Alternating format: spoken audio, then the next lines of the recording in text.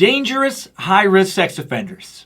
Those who will, because of the way they're psychologically wired, almost certainly offend again. What do we want to do with them as a society? Put them on an island? Leave them there until we can come up with a better plan? That's what Washington State's been doing since 1990. Sex offenders deemed to be at a high risk to reoffend once their prison terms have been completed are now not being let go.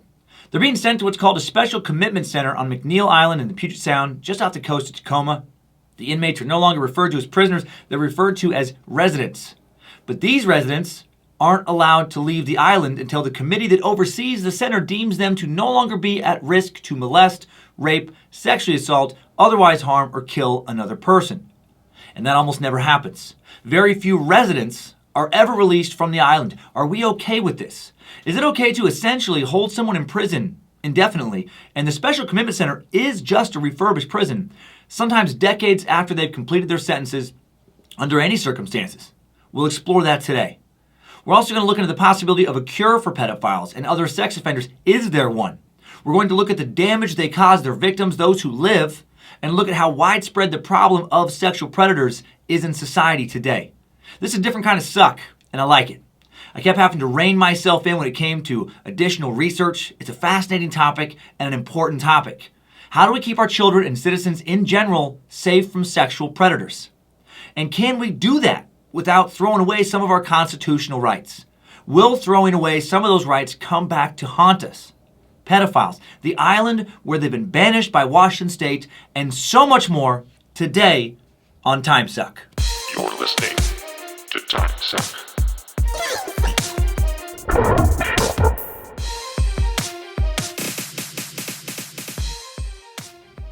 Happy Monday, Time Suckers. Happy President's Day. Hope you've enjoyed your 3-day weekend, if you've had one. Work can wait for sure today. Hope you had a good Valentine's Day or Valentine's Day weekend, if you in fact still care about that holiday. Never been a big Valentine's Day guy. Always just felt like an excuse for florists to jack up their flower prices by about 300%. But if you like it, then get after it, meat sack lovers. Hail Nimrod. Hail Lucifina. Lucifina can get down with some Valentine's Day. Praise Bojangles and Triple M. Oh, Lucifina enraged by today's episode. People making sex wrong and bad? She is not a fan. Special thanks to our Space Lizards for supporting the show via Patreon, for allowing this show to continue. Without your support, Timesuck would have collapsed a year ago. I wouldn't have been able to hire the help I needed to keep it going. Would have been too much for one person who also relentlessly tours and has a family. You're not supposed to have favorite listeners, but Space Lizards, you're my favorite Timesuckers. Quick survey announcement to start the show today. Another way to support Timesuck is to support our advertisers. When you take advantage of a sale through Timesuck and buy something from one of our hand-picked sponsors, we get to have more sponsors. And I want to make sure that we're getting the right sponsors, the ones that you want to have. You're going to buy some stuff from someplace regardless, just how life works, right? You need to spend to keep living. So, let's help you find the right places to spend your money. Get the right deals. To find the right advertisers for the cult of the curious, we need to learn more about you. So please, please, please go to podsurvey.com/timesuck. Take a quick anonymous survey that will help us get to know what products you would like to get deals on. Let us learn more about you. Plus, once you've completed the survey, you can choose to enter for a chance to win a $100 Amazon gift card. Help us, maybe help yourself. So please, go to podsurvey.com/timesuck. It's podsurvey, podsurvey.com/TIMESUCK. Thanks for your help. Hail Nimrod. Link to this survey in today's episode description, making it real easy. And also on the in that episode, will also be on the website, on the Timesuck app, just everywhere. So check that out. Thanks again for the continued reviews everywhere you can leave ratings and reviews. And thanks to those who have stopped at the Shopify store that you can link to from either the Timesuck app or timesuckpodcast.com. I actually just got my Richard Ramirez, Triple M, Lindsay and Me pins from Axis Apparel. Also some Chicken Joe condoms and Timesuck suckers in the mail. Back on Thursday, when I actually had to record this episode before my Philly shows. And Axis, they did an amazing job. They're too good. The condoms kill me. These little Chicken Joe, just blah, blah, playboy, just little condoms fucking kill me. It's a real thing now. Just like our prayer candles, Timesuck, we just keep getting weirder and weirder stuff. I love it. I also have a Timesuck championship belt now that a listener sent in. A really nice one. Been wearing it a lot on social media because I'm a champion. I'm officially a champion now. And huge thanks to everyone who's come out or is going to be coming out to the Happy Murder stand-up tour dates of the live Ant Hill Kids Suck. This Friday and Saturday, February 26th, February 22nd and 23rd, going to be at Wise Guys in Salt Lake City. Some shows already sold out. Going to be a blast. Ant Hill Kids Suck on Saturday the 23rd. And then the following week at the Stardome in Birmingham, February 26th. Atlanta sold out on the 27th. Going to be in Nashville the 28th, March 1st and March 2nd. Zany's Thursday through Saturday. Going to be in Huntsville, Alabama, March 3rd. And then I'm doing the Mediocre Time with Tom and Dan Cruise, March 7th through the 11th. And then no more shows until Naples, Florida on March 28th. Miami Improv, Saturday, March 30th. Cleveland at Hilarities, April 4th through 6th. Another live Ant Hill Kids Suck on April 6th. More tour dates at dancummins.tv. Thanks for making this year, starting off already, the best year I've had on the road. So many laughs and fun to be had. So many other time suckers and space lizards for you to meet at these shows. Pedophile Island right now.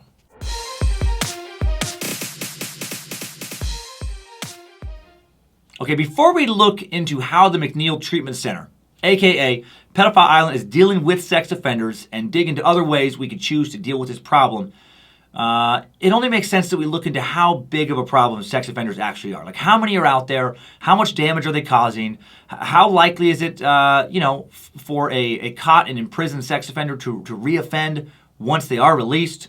Is it fair to treat convicted sex offenders differently than other criminals? A lot of questions to look into today. You've likely all heard stories about people convicted for sexual offenses who were then released only to quickly reoffend and hurt or kill others. Some of the dirtbags we've covered in our true crime time sucks had sex offenses on their records before going on to hurt or murder more people. I mean, think about, Golden State Killer, Richard D'Angelo, serial rapist before he became a serial killer. But in case you haven't heard these stories, or just to jog your memory, or just to piss you off and fire you up about today's topic, here are some examples of some dirtbags getting released from prison after raping or molesting someone, only to quickly then commit similar or even worse crimes. Okay, you've likely all heard the name Pat Sajak, and I'm guessing most of you know he's been hosting one of the world's most popular game shows, Wheel of Fortune, along with Vanna White for over 35 years now. But I bet you didn't know that when he was 16 years old in 1962, he was convicted of having sex with a 9-year-old boy. He was put away in a juvenile detention center for 6 months, and then 3 years later, 1965, when he was 19, he got caught abducting 2 8-year-olds and served 90 days in jail with an additional 4 years for probation. And if you're shocked right now, I fucking get it. I was when I found out. I was livid. CBS has been keeping this under wraps for years. They didn't find out until 1996, and by then they had too much money invested to risk, letting out his criminal record. They kept it quiet. Of course they did. Estimates now range from 30 to 70% of television network executives are also Illuminati members, are also part of child sex cults, and are reptilian. And of course, all that was fucking nonsense. Pat Sajak, please forgive me. It was a joke. I said it was a joke right afterwards. It's fucking craziness. It never happened. I've heard nothing but good things about Pat Sajak. I doubt Pat Sajak has even ever gotten a speeding ticket. He seems very wholesome. He is Polish. That's true. That is true. So God knows what he's capable of. But that was nonsense. But I hope that some of you for a second were like, are you fucking kidding me? They put him on Wheel of Fortune? After that? Anyway, the Polish thing was an old inside joke if you're a new listener. So let's talk about some real creeps now. Some actual assholes who committed horrible sex crimes only to go on and reoffend after often serving shockingly short sentences. I don't know why that last thing, just to pick him of all people, just makes me laugh. I know it's so fucked up. 2013, Corbin scumbag Breitenbach, real piece of shit now, went to prison for raping a 22-year-old woman in Kansas. He was released on parole 4 years later, year and a half short of his 5.5-year sentence. Then just 6 weeks after being released by the Kansas Department of Corrections, less than 2 months after getting out of prison, this dirtbag brutally rapes a 7-year-old girl. Authorities say Breitenbach snuck into her bedroom in an apartment complex in Wichita, Kansas around 3 a.m. on June 11, 2017. A real-life boogeyman. Authorities say he strangled the little girl until she was unconscious, took her to an outdoor balcony where he proceeded to rape her. He was arrested days later, was charged with capital attempted murder, aggravated criminal sodomy, and aggravated burglary. And unfortunately, Bojangles, one-eyed, three-legged pit bull defender of Timesuck, didn't turn him into a fucking human chew toy, starting with his evil dick. Unfortunately, as he tried to sneak into her room, her father didn't sneak up behind him with a baseball bat and turn his skull into a goddamn piñata. Sadly, officers didn't see him sneak in and weren't able to put about 5 slugs into his dick and balls and then make sure he didn't die. I hate this guy so much. And those like him. Monsters who walk amongst us, preying on the weak and the defenseless, lowest of the low. Bojangles actually just left the Suck Dungeon to go work on hitting the heavy back at a local gym before he kills somebody. He can't handle hearing any more of today's suck. Get it? It's infuriating. Good boy, Bojangles. Good boy. I know you want to bite them all, but you can't. Too much for one dog. Corbin allegedly didn't know this little girl. He just knew about her because he dated someone who lived in the same apartment complex. I saw this guy's mugshot, and he doesn't look like the stereotype of a sex offender. Not what I expected him to look like. No wispy mustache, no comb over, no greasy, pasty skin, not shifty-eyed. Why did I think he'd look creepy? That's another problem with pedophiles and sex offenders. Rapists don't always look like rapists. Think about Ted Bundy. You want to think you can see him, but you can't. I mean, oftentimes, way more often than not, the victim knows the perpetrator. It was a family member or friend of the family. Corbin looks like he could be a personal trainer at a gym. Looks like he's maybe some fresh out of college school teacher or some restaurant manager. Clean cut, square jaw, handsome face. Looks like a guy you can trust, but none of that matters, does it? That's not how life works. He's a good reminder of how you can't see these people coming. You got to be extra safe with your kids. Vet everyone you think you can trust them with to be as sure as you can be. Then there's the case of Canadian dirtbag Peter Whitmore. Whitmore has been repeatedly abducting and raping Canadian children since 1989. He keeps getting caught, and he keeps getting released, only to attack again and again and again. In 1993, sex offenses against 4 young boys earned him only 16 months in jail. 4 months per boy. Peter quickly abducted and molested an 8-year-old girl when he got out, and that sent him back to jail for 4 years and 8 months.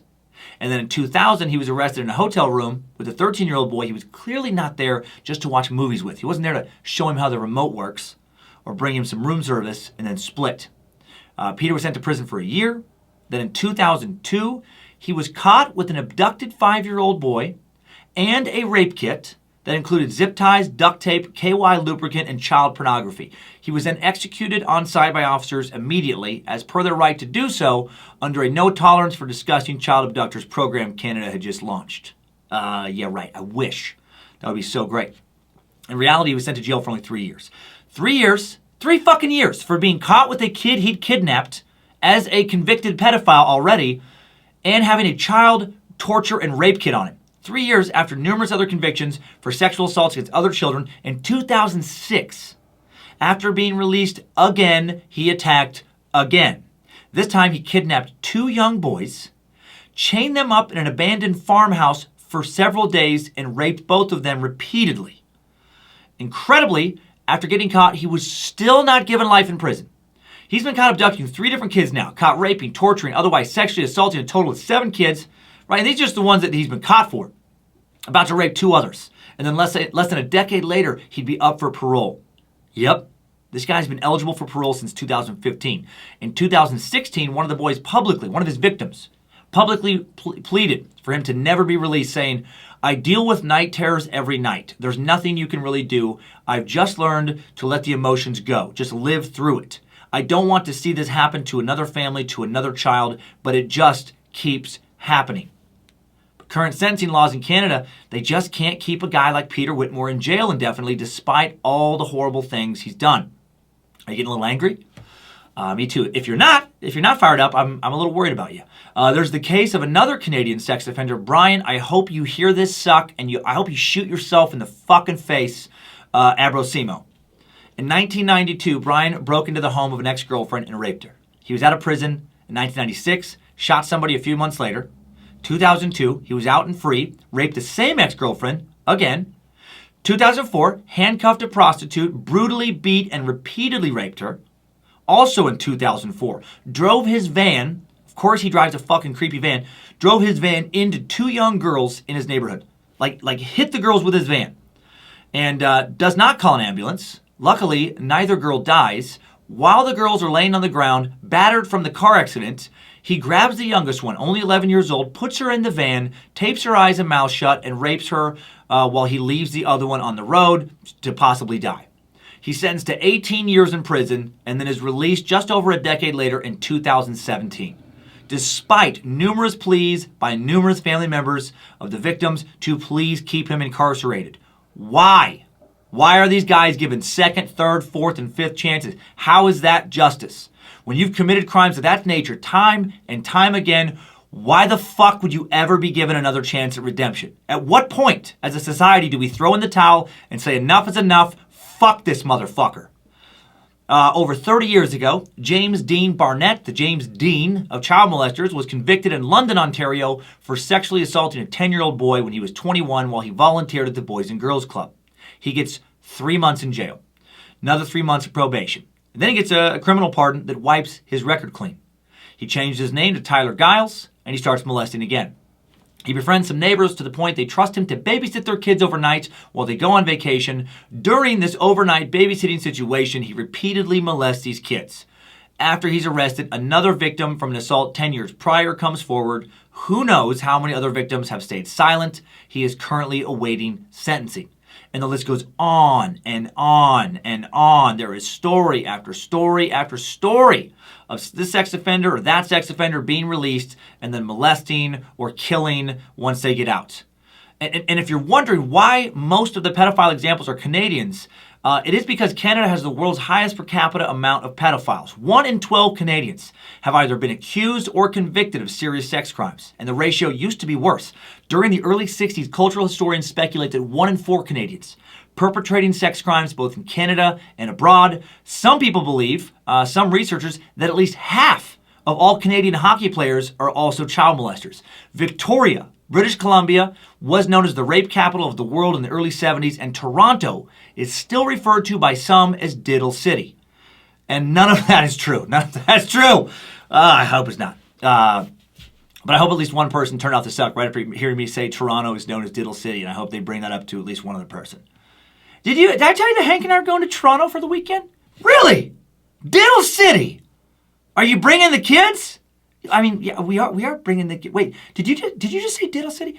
No more pedophiles in Canada per capita than in the U.S. or any other nation, as far as I know. I just happened to find those examples on a list of reoffending Canadian sex offenders before I found any others. For whatever reason, there is more studies available on the web, more articles about pedophiles from Canada than any other country, like by quite a bit. I have no idea why that is. When I look at news story after news story of sex offenders attacking this person or that child over and over, so many stories, I start to wonder, how big is the problem with sex offenders? Like, how many are out there in society? I did find U.S. stats for this. Finding the stats wasn't easy, but here's what I came across. The most recent survey I could find was conducted by the National Center for Missing and Exploited Children in 2012. And they reported that there were 747,408 registered sex offenders living in the U.S. This does not include incarcerated sex offenders. I can't find any recent reliable information regarding how many are also in prison right now. Back in 1997, there were 234,000 sex offenders either in prison or in some type of halfway house or law enforcement supervised release situation. So back to the roughly 750,000 sex offenders living amongst us in the U.S. right now, or recently it's 2012. The U.S. population in 2012 was 314 million. So doing some math, roughly 1 in 420 people registered sex offenders. How many sex offenders are caught, though, compared to how many people are actually committing sexual offenses? What do criminologists have to say about that? There's a lot of different numbers for this, but according to the National Sexual Violence Resource Center, 63% of sexual assaults are not reported to police. The U.S. Justice Department defines the term sexual assault, by the way, as any non-consensual sexual act prescribed by federal, tribal, or state law, including when the victim lacks capacity to consent. So doing some quick, admittedly loose math, a bit of speculation, if around 2/3 of sex crimes are not reported, maybe we can assume that around 2/3 of sex offenders don't get caught or registered. So that means that there could be 3 times as many sex offenders out there than that number of just 750,000 that I mentioned earlier from 2012, which would translate to around 2,250,000 offenders. And if that was true, that would mean that around 1 in 140 people could be sex offenders. That number is pretty scary to me. But that number still doesn't show anywhere close to the true scope of the problem because it's not like each sex offender just assaults one victim. Many of them assault numerous victims. So how many people are being sexually assaulted? These numbers are more important. How many victims are out there? Well, 3,501,000 kids received CPS, Child Protective Service, investigations in just 2017. 8.6% were sexual abuse allegations. That's 301,086 sexual abuse investigations. Yeah, just over 300,000 sexual abuse investigations in 1 year. That's a lot of kids in just one country in 1 year being sexually victimized. And I know that an investigation doesn't automatically equate to guilt. But sexual offenses, particularly those against children, is still also a chronically underreported crime. So the real number of kids being molested in 2017, probably, at least possibly, much higher than 301,086. According to the Department of Justice, stats as recent as 2012, at least 300,000 women are raped in the U.S. every year on average. Every year. I mean, wow. According to numerous sources, 1 out of every 6 American women will be the victim of an attempted or completed rape in their lifetime. 1 in 33 men will be the victim at some point in their lifetime. And there's a ton of other stats on a long list of websites regarding to how widespread and pervasive the problem of sexual abuse is. Here's a few from a nonprofit organization called Darkness to Light, committed to empowering adults and preventing sexual abuse of children. About 1 in 10 children will be sexually abused before their 18th birthday. Nearly 70% of all reported sexual assaults, including assaults on adults, occur to children ages 17 and under. 44% of rapes with penetration occur to children under age 18. Victims younger than 12 accounted for 15% of those rapes. Another 29% of rape victims were between 12 and 17. Most kids are not abused by a creepy stranger. About 90% of children who are the victims of sexual abuse know their abuser.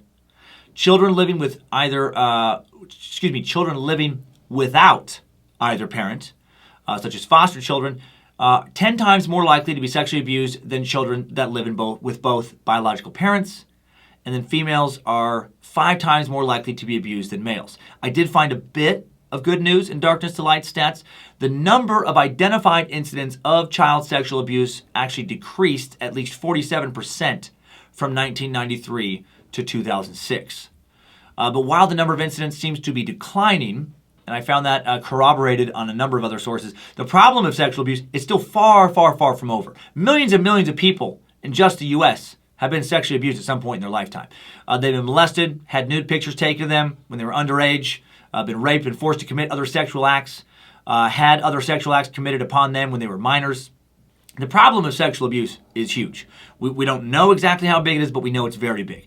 And it's not like this is just a U.S. problem or a Canadian problem. Kids are being molested, and women and men are being raped or sexually assaulted in other ways all around the world, every day, every week, every month, every year. And the victims of sexual abuse suffer for far longer than just the duration of the attack. Here's some more disturbing stats. Children who have been sexually abused are 3.8 times more likely to develop drug addictions, which substantially then also increases their chances of being incarcerated later in life. Female rape victims, 13 times more likely than non-crime victims to have attempted suicide at some point in their lifetime. I'm guessing the suicide rate is also higher for male victims. One of the better studies I found just happened to focus on women only. Most of the studies about sexual offenses have focused either on women or children. Think about how many additional lives are affected by those suicides. How many parents, siblings, spouses, children, and friends are affected. When a sex offender molests someone, when a rapist rapes, they often victimize, far more people than the person they're actually directly sexually abusing. Women who've been raped are 26 times more likely to have a serious drug abuse problem than women who haven't been raped. So that's, in addition to the drug addiction stat earlier, just to develop some type of drug abuse problem, way more likely. Sexual assault victims see their risk for major depression symptoms triple and their anxiety risk double. They suffer far higher rates of PTSD than non-victims. They face higher divorce rates, lead higher risk lifestyles in a variety of ways, suffer a variety of self-esteem issues, endure tons of other physical and mental issues. And another troubling, lasting effect of being sexually abused in childhood is an increased chance of perpetrating sexual abuse later in life. This is the whole cycle of abuse theory. There have been numerous studies done on this, and it seems that being sexually abused during childhood does make you 2 to 3 times as likely as someone who is not abused to become a pedophile.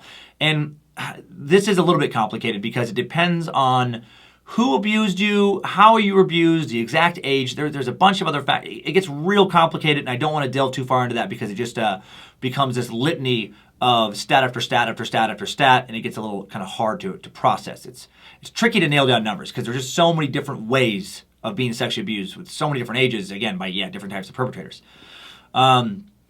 Getting treatment right away can also affect, your odds of becoming a perpetrator later, and a lot of other factors. It's complicated, but it does increase the chances that you'll become a perpetrator.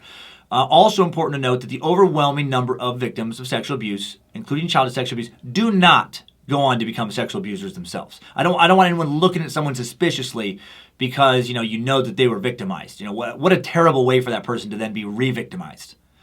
In one study conducted among 747 males, the risk of being a perpetrator was positively correlated with reported sexual abuse victim experiences. The overall rate of having been a victim was 35% for perpetrators and 11% for non-perpetrators. Just over 3 times as likely to become a molester yourself when you were molested. But still, again, even in this study, which was high compared to some others, 65% of those victimized would not go on to do something similar themselves. And the rate was not as high for women in a study conducted by the same researchers. More likely to go on and reoffend if you were a dude for whatever reason. In a study of 96 females, 43% had been victims, but only 1 would go on to be a perpetrator. And various other studies I found seem to reflect similar results. Most of the studies of sexual assaulters, I should note, have been conducted on men, again, which does make sense since most but not all sexual assaulters are men. One study found that 80% of boys and 96% of girls have been assaulted by males.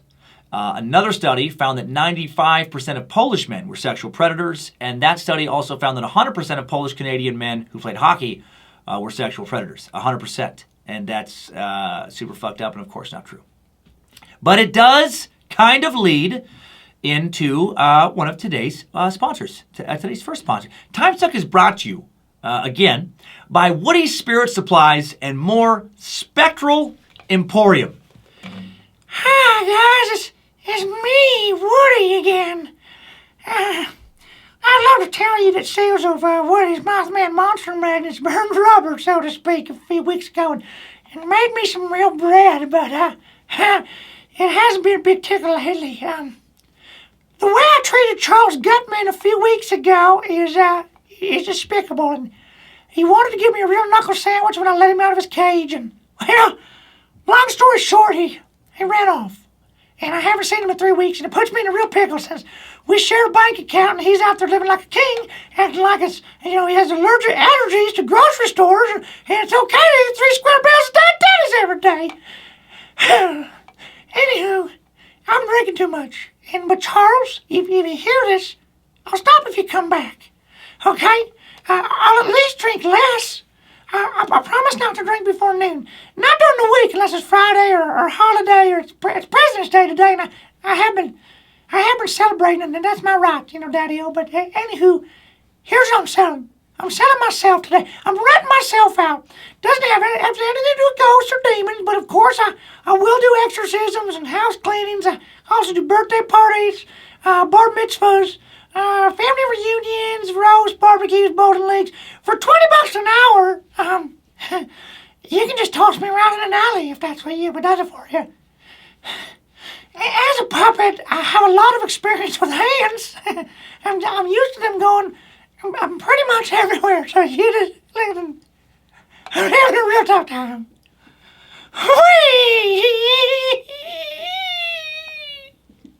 Hey, so to take advantage of this great offer, please head to Woody's Spirit Supplies and More, spectralemporium.com/timesuck to get 50% off whatever deal you and Woody negotiate for whatever services he is willing to offer. And please, Mr. Gutman, if you hear this, please come back.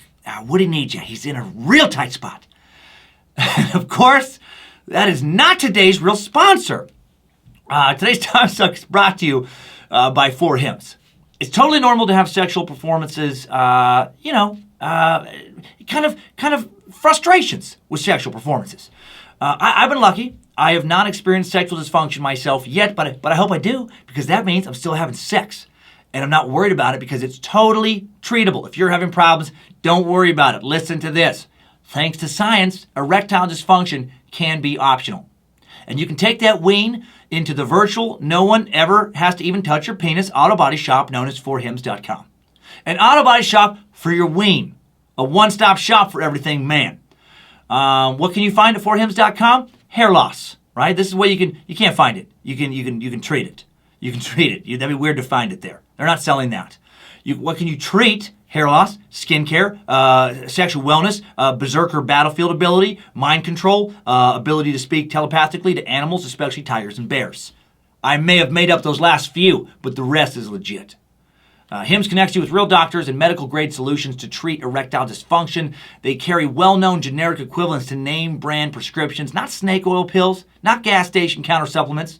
Products are shipped directly to your door. So get some erectile without the dysfunction. Put the lean back in your ween. Put the lean back in your ween. Stand up straight. Try HIMS for a month today. Get started for just $5 while supplies last. See website for full details. This would cost hundreds if you went to a doctor or pharmacy. Go to forhims.com/timesucked. That's forhims.com/timesucked. TIMESUCKED. Link in the episode description. For HIMS sponsor button on the Timesuck website and app will take you straight to the deal. All right. Okay. Now, so just so you know, when it comes to Space Lizard voted in topics like today's, sponsors do not know ahead of time what the topic will be that features their ad. I just want you to know that the execs at 4HIMS, an awesome sponsor who have been very supportive of Timesuck. The execs did not see Pedophile Island on the topic list and think, yes, this will be perfect for an erectile dysfunction ad. Pedophiles need boners too. Yes. No, pedophiles do not need boners. They really, really don't need boners. I know that, and 4HIMS knows that. I felt like I had to address that. Moving on. We know now. We likely already knew before. The sex offenders are a real problem. That's why I wanted to throw those numbers out there. It's not an opinion. It's a fact. They damage a lot of lives in a lot of different ways. We know that at least sometimes, once released, they hurt again. But how often does that actually happen? Do the majority of sex offenders, once caught and imprisoned, not attack again? Once a sex offender, always a sex offender? That's what I've always believed, but is that true? Is the recidivism rate or the rate of reoffending nearly 100%? Let's look into this critically and not just emotionally. Jill S. Levinson, Dr. Jill S. Levinson, an American social worker with a PhD in social welfare, has been studying sex offenders for decades, done numerous studies on them, and she's found that the general public seems to believe that 75% of sex offenders will reoffend, which is obviously a very high and terrifying number. Jill strongly, personally disagrees with the general public and thinks this number is way too high. Sex crimes researchers R. Carl Hansen, Kelly E. Morton Burgeon of Public Safety Canada conducted a large-scale meta-analysis of recidivism rates among adult offenders and found a rate of 14% over a period averaging 5 to 6 years. So 14% of these people reoffended within 5 to 6 years. Recidivism rates did increase over time, reaching 24% within 15 years. But even that figure is clearly out of alignment with the public's belief in a 75% recidivism rate. The rate also varied a lot for the type of sexual predator. The 15-year recidivism rate is 13% for incest perpetrators, 24% for rapists, 35% for child molesters of boy victims. A comprehensive 2014 meta-analysis review of 21 recidivism studies by a team of leading scholars found that 32% of sex offenders assessed as high risk to reoffend did so within 15 years. For offenders judged to be low risk, the number was 5%. And for high-risk offenders who made it 16 years with no reoffenses, in this particular study, their reoffense rate was 0. Dr. Levinson states that we have lots and lots of recidivism research over 25 years, and all of the recidivism studies are remarkably consistent that the number of people rearrested for a new sex crime is somewhere between 5 and 15%. But can numbers that low be trusted? Is that actually accurate? Dr. Levinson is a highly accredited expert. I am not. However, a lot of other highly accredited experts disagree with her assessment because these stats, when it comes to sex offenders and recidivism rates, can be extremely misleading. And full disclosure, Dr. Levinson, I should point out, has been convicted of child molestation 4 separate times. Most recently in 2015, and the stats she gave were taken from an interview conducted while she remains in prison. And I should stop with those type of lies in this episode. It's terrible. It's terrible. That would be so ridiculous if I was giving stats about how there's not that many pedophiles out there and the source of the stats was a pedophile incarcerated. Come on, no. Pat Sajak and Dr. Levinson are going to shut this podcast down. But a lot of other experts do disagree with Dr. Levinson. The Leadership Council on Child Abuse and Interpersonal Violence, a group of about 50 child abuse researchers and experts, cite a 1990 study of adult women that found that only 12% of those who said they'd been raped actually reported it to authorities. Only 12% of women who felt comfortable admitting they'd been raped in an anonymous study had actually reported those rapes to law enforcement. Based on this low reporting number, the council offers a hypothetical. If 100% of a sample of released sex offenders commit another sex crime, but the rate of reporting is only 12%, and only half of those reported are convicted, then the official recidivism rate would be listed as only 6%, when it is, in fact, far higher. It would actually be 50% using their math. Half of pedophiles going on to reoffend, much bigger problem for society overall than 6%. Not that 6% should be taken lightly. I do understand the argument that even one additional victim, is unacceptable. So what's the real number? I would guess probably quite a bit higher than the 5 to 15% proposed by Dr. Levinson, possibly also quite a bit lower than the 75% the general public believes in. But again, even if the risk to reoffend is only 6%, roughly 1 in 17, is that a risk we're okay taking as a society? You know, what if some kid that falls into that 6% is your kid? Okay, so now we still have yet to ask what to me is the most important question regarding today's suck. And we are going to talk about the actual treatment center here soon. But first, let's explore this. This is important. Can pedophiles or serial rapists, high-risk sex offenders, people who are literally attracted to raping or to children, can they be cured? Is it even possible?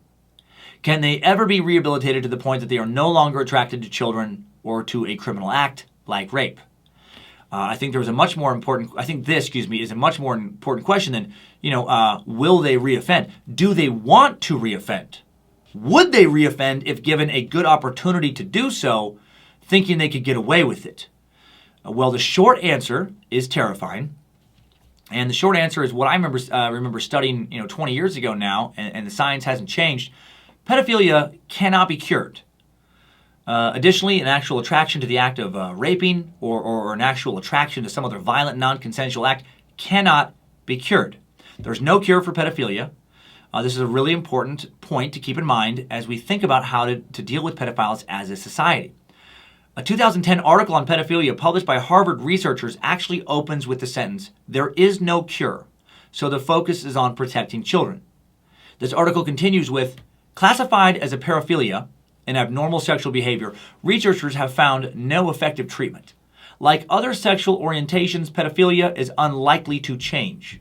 The goal of treatment, therefore, is to prevent someone from acting on pedophile urges, either by decreasing sexual arousal around children or increasing the ability to manage that arousal. But neither is as effective for reducing harm as preventing access to children or providing close supervision." I read into that preventing access to children, putting them on an island. Here are some more interesting data gathered by researchers. These same researchers, nearly all people with pedophilic tendencies are male. Studies of child molesters have reported that only 1 to 6% of perpetrators are female. Co-occurring disorders, such as personality disorders or mood disorders, are common in people with pedophilic tendencies. And about 50% to 70% of people with pedophilic tendencies are also diagnosed with another paraphilia, such as exhibitionism, voyeurism, or sadism. The researchers also state, several reports have concluded that most people with pedophilic tendencies eventually act on their sexual urges in some way. Typically, this involves exposing themselves to children, watching naked children, masturbating in front of children, or touching children's genitals. Oral, anal, or vaginal penetration is less common. Man, think about that sentence. Most people with pedophilic tendencies eventually act on their sexual urges in some way. That's scary. Most. Don't like to hear the word most in this context at all. The Harvard researchers also further stress their point that this problem is a scary one is a tough one to solve, stating, fears about predatory behavior are valid. Most pedophiles who act on their impulses do so by manipulating children and gradually desensitizing them to inappropriate behavior. And finally, they say estimates of recidivism vary because studies define this term in different ways. One review found recidivism rates of 10 to 50% among pedophiles previously convicted of sexual abuse, although this could include anything from an arrest for an offense to reconviction of a crime against a child. One long-term study of previously convicted pedophiles with an average follow-up of 25 years found that 1/4 of heterosexual pedophiles and 1/2 of homosexual or bisexual pedophiles went on to commit another sexual offense against children. Those numbers a lot higher than 6%. And here's what James Cantor, PhD, an international expert on pedophilia, associate professor of psychiatry at the University of Toronto, not called Diddle City ever, and the editor-in-chief of Sexual Abuse, a journal of research and treatment, had to say about treating pedophiles in a 2013 interview. He said, therapists have been attempting to turn pedophiles into non-pedophiles for a very long time, but no one has presented any objective evidence of any enduring change in sexual interests. Pedophilia can be meaningfully described as a sexual orientation. Scientists have more specifically called it an age orientation. How creepy is that? Some people are attracted to an age. It could be 14, could be 10, could be 5, could be younger. Dr. Cantor continues, the best treatments we have available for pedophiles help them develop the skills they need to live a healthy, offense-free life, and in some cases to block their sex drives, if they feel this would help them. We have not yet found a way to convert pedophiles into non-pedophiles that are any more effective than the many failed attempts to convert gay men and lesbians into heterosexuals. So obviously, not being able to change their mode of thinking, very concerning. There is no cure for pedophilia any more than you can cure heterosexuality or homosexuality or bisexuality or any other sexual preference. At the end of the day, researchers still aren't sure exactly why we all are attracted to what we are attracted to. In various studies, pedophiles show signs that their sexual interests are related to brain structure and that at least some differences exist in their brains between them and non-pedophiles. And those differences may exist before birth. Now, an important thing to note here, when talking about pedophiles and when talking about other sex offenders with an actual sexual attraction towards something like sadism, is that not all sex offenders share these attractions. A sex offender who was convicted of rape after getting really drunk and ignoring someone's demands to stop is sometimes a very different offender than someone who is actually attracted to the act of raping. Not everyone who rapes wants to rape more and more and more. Not everyone who molests one child wants to molest as many as they can get their hands on. And again, you can argue that one time is too many times, and I hear you. I just want to clarify that when it comes to the issue of is a convicted sex offender bound to reoffend if we let them out of prison, some, depending on their kind of attractions, much more likely to reoffend than others. A lot of the research I came across stated that molesting a child doesn't necessarily mean that someone's a pedophile, that they're hardwired to have sex with kids. Yeah, sometimes it's a random crime of opportunity, not part of a pattern. I remember learning years ago about how sexuality exists on a spectrum, the Kinsey scale. You've probably heard of it. Famous sexologist Dr. Alfred Kinsey and some other researchers he worked with developed a theory of sexuality, that sexuality is fluid. It first was published back in 1948, and the Kinsey team interviewed thousands of people about their sexual histories. Research showed that sexual behavior, thoughts, feelings towards the same or opposite sex were not always consistent across time.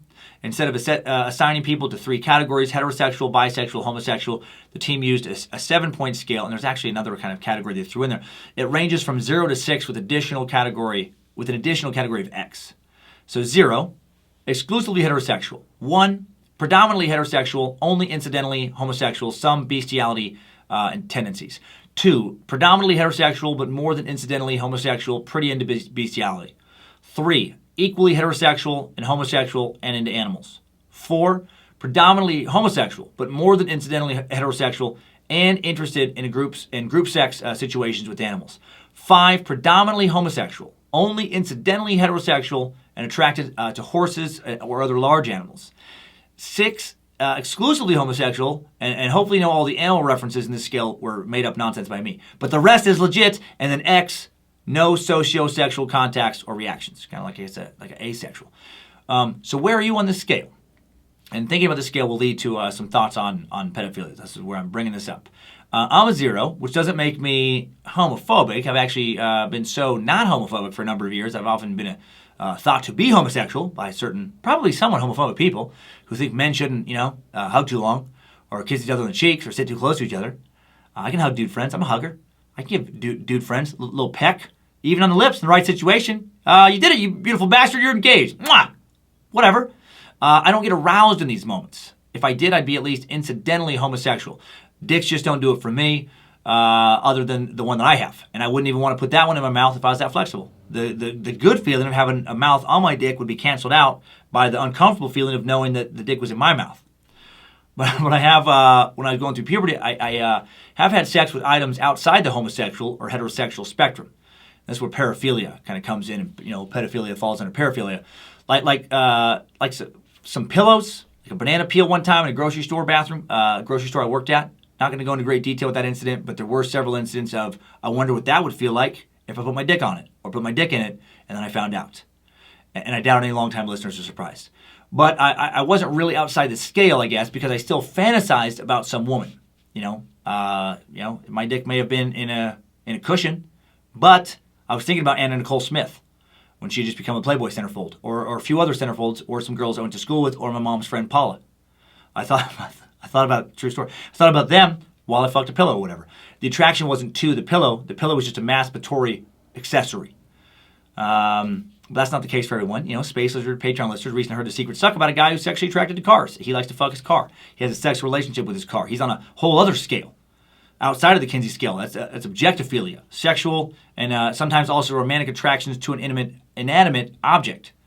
Objectophilia is another type of paraphilia. Other paraphilias are necrophilia, sexual attraction towards corpses, piquerism, sexual arousal by piercing the flesh of another person, most commonly through cutting or stabbing with a sharp object. Think of Russian serial killer Andrei Chikatilo. Raptophilia, sexual attraction towards raping someone. Coprophilia, attraction towards feces, literally turned on by shit or the act of someone shitting. And of course, pedophilia, sexual attraction towards prepubescent children. And there is no cure for paraphilias. What's that quote? The heart wants what the heart wants. Well, unfortunately for some, so do the genitals. More specifically, even though some women pedophiles do exist, usually it's the ween wants what the ween wants. And some people have super fucked up evil weens that want to stick themselves in terrible places, like a variety of holes that don't want them to be there. And we talked about various other paraphilias before, like Jeffrey Dahmer. He was attracted to specific body parts like the bicep, sexually aroused when cutting someone's bicep off. Again, Chikatilo, sexually attracted to bloodshed, specifically to stabbing and cutting someone. Stabbing, would sometimes cause him to spontaneously ejaculate. So there's actually a much wider spectrum of sexuality than what you would think of on that Kinsey scale. And what seems to have been proven time and time again with studies is that your sexual orientation isn't necessarily like based on who you're having or what you're having sex with in the moment. It's based on what you fantasize about, if that makes sense. So like a pedophile might be able to have sex with an adult. Sometimes they can be attracted to both. The spectrum of sexuality is very fluid that way sometimes, where people can have numerous attractions. Think about like bisexuals. Some people are more sexually attracted to children than others. And what's terrifying about it is, even if they're not having sex with a kid, that's what they have to think about to turn themselves on. Like for me, if I wanted to ejaculate, I had to fuck, when I was fucking a pillow, I had to think about a woman. I couldn't think about, man, this fucking sexy ass pillow. Oh man, I sure love fucking pillows. Because my orientation is heterosexual. And that will never change. Study after study has shown that whatever your sexual orientation is that way, whatever your sexual preference is, it's going to stay that way. If you like dudes, you're always going to like dudes. If you like women, you're always going to like women. If you like both, you're always going to like both on some level. And unfortunately, if you want to fuck kids, you're always going to want to fuck kids. And this, I know some people don't necessarily believe in this spectrum of sexuality. It makes a lot of sense to me. I just think about how complex we meat sacks are in general. Like think about our preferences for music. What one person passionately believes to be the best band ever, another person despises. Some meat sacks don't care about music in general. Crazy, I know, but I've met them. Meat sack tastes and preferences vary widely. Think about how different we all are physically, how many different conditions and syndromes and disorders there are where, someone can have much harder skin than someone else, or have a totally different arm to torso ratio, or not have arms or legs, but be otherwise fine, or have arms and legs and have those be fine, but have some digestive problems, or have facial deformities or speech impediments like me, like a mushmouth. So many obvious physical differences we have. Well, the mind is very different as well. We think in so many different ways. Math comes easy for some, but not for others. Some people have better vocabulary skills. Some people have better memories. Some people are just much smarter overall than other people. Just like some people run faster than the rest of us. Some people think faster, think better. So why would sexuality be any less diverse, any less complex? Right? There are just so many different attractions and fetishes and interests and sexual inclinations, and to pretend otherwise, I think, is a little bit silly.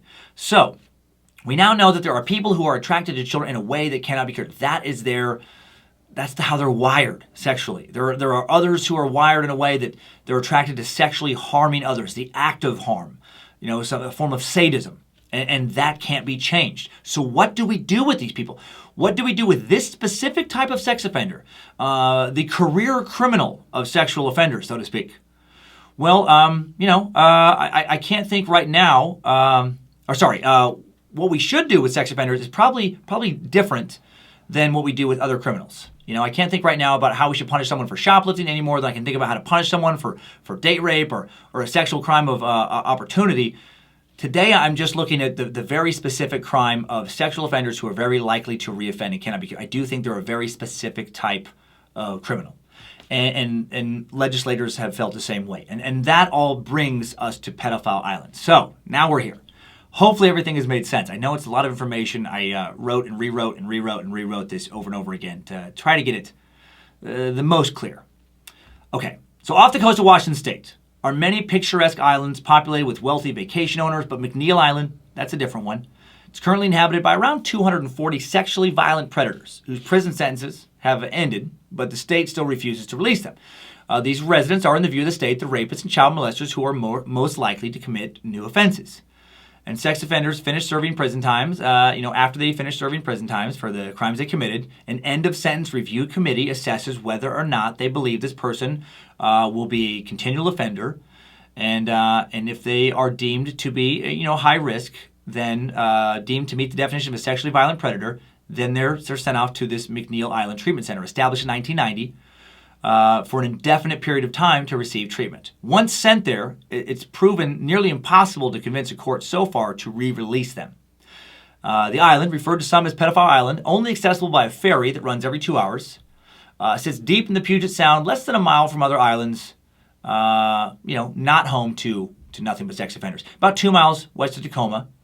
It's less than 7 square miles in size, has a long history of incarceration. Normally, at this point, I jump into a Timesuck timeline, but it's just not going to take long for this part today. Opened in 1875, the McNeil Treatment Center previously served as a territorial correctional facility. So that's what it opened as first in 1875. It's a territorial correctional facility, and then it changed to a federal penitentiary. Americans sentenced to terms of imprisonment by the U.S. courts that operated in China in the late 19th and early 20th century would serve their terms at McNeil Island. In the 1910s, inmates included Robert Stroud, the Birdman of Alcatraz, who fatally stabbed a prison guard on the island in March 1916. During World War II, 85 Japanese Americans who resisted the draft to protest their wartime confinement were sentenced to prison terms in McNeil. All were later pardoned by President Truman in 1947. For a short time in the 1960s, the island was actually the home to infamous cult leader and early Suck subject Charles Manson. The state of Washington began to lease the facility from the federal government in 1981. Later that year, the State Department of Corrections began moving prisoners into the facility, renamed it McNeil Island Correction Center, and the island was deeded to the state government in 1984. The Special Commitment Center for these high-risk sex offenders was established on the island in April 1990 to manage those committed committed to it under a new act, an act called the Community Protection Act of 1990. More on that controversial legislation here in a bit. In the beginning, the Commitment Center managed only 6 people. That number grew at a rate of about 22 residents a year.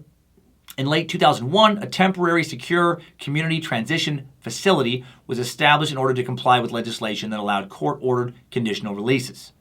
In 2003, The SCTF, that Security Community Transition Facility, was moved to its present permanent location in the North Complex on McNeil Island. In May 2004, in the same complex, the SCC Special Commitment Center opened a dedicated facility known as the Total Confinement Facility to house confined residents. On April 1st, 2011, the McNeil Island Corrections Complex was closed because of state budget cuts, but the Special Commitment Center remained open. So, for a long time, for many, many years, it was a prison, and then for a little while, it was a prison, and it also had the Special Commitment Center. Then the prison went away, and now the only thing on the island is this Special Commitment Center. So why did Washington State open this Special Commitment Center in 1990?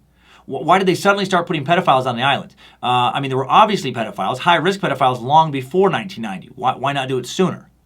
Well, it has to do with some public outrage. Public outrage over a string of terrible sex crimes committed in the late 80s by 3 sex offenders who'd already been caught previously for similar crimes, and this pushed legislators to push through new sex offender-specific legislation. These crimes were committed by previously convicted sex offenders the state knew were dangerous, knew were at a high risk to reoffend, but couldn't legally keep them in prison. The first of these 3, of course, was Pat Sajak. No, it was not! Why do I want to keep saying that? It was Earl Schreiner. In May 1987, Earl K. Schreiner, a mentally disabled man with a long criminal record, completed a 10-year sentence in Washington for kidnapping and assaulting 2 teenage girls. He had a 24-year criminal history of killing, sexual assault, and kidnapping. Prior to his discharge, prison officials learned that he intended to torture children after he was released, and they tried vigorously to detain him through existing civil commitment laws that covered mental illness. However, they were unable to legally prove he was dangerous under those existing laws, and the state had no choice but to release Schreiner, a man they knew they were going to hear from again. 2 years after his release, Schreiner raped and strangled a 7-year-old boy in Tacoma, Washington, cut his penis off, and left him in the woods to die. And he did die. Fuck. They knew he would do something like this, but they couldn't stop him. They knew he was sick, that he suffered from a compulsion to sexually and violently assault children, but they had to let him go. The Schreiner case came to public attention 1 year after a young Seattle businesswoman was kidnapped and murdered by a different inmate, an inmate on a work release program, Gene Raymond Kane.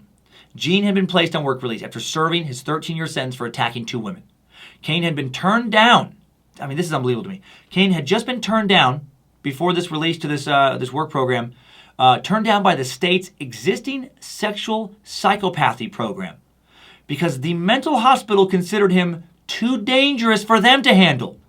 How crazy is that?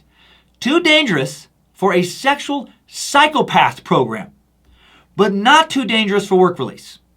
They knew he was fucking dangerous, but again, they just didn't have the legal means to continue to confine him. Shortly after being released on September 26, 1988, Gene abducted, raped, and murdered a 29-year-old woman.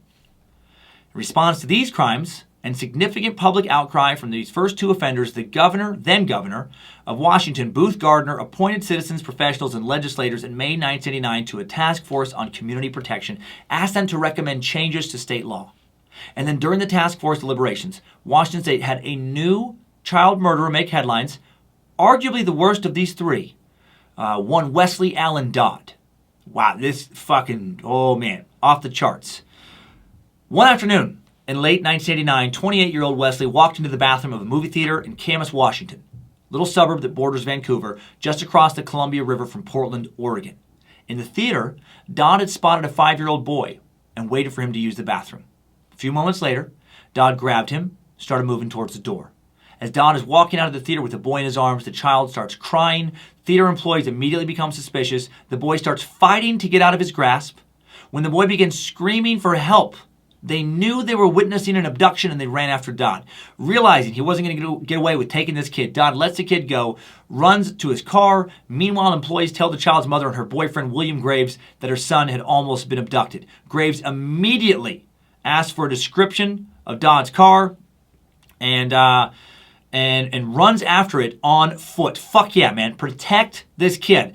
He finds Dodd's car just a few blocks from the theater. It had broke down. Pretending to offer Wesley help, Graves approaches Dodd, then puts him in a headlock and hopefully snuck in a few fucking punches. Graves then physically hauls Dodd back to the theater like a fucking champion, where other witnesses bound Dodd's arms with the belt as they wait for the police to... I hope this guy was given a key to the fucking city. Hopefully more punches were snuck in. Maybe a knee to the head. Maybe a stomp to the nuts, right? Just keep yelling at the person to stay put. Just keep yelling at them to stop trying to escape as you continually stomp on their nuts. Once in police custody, Dodd starts to confess to much more than this attempted abduction.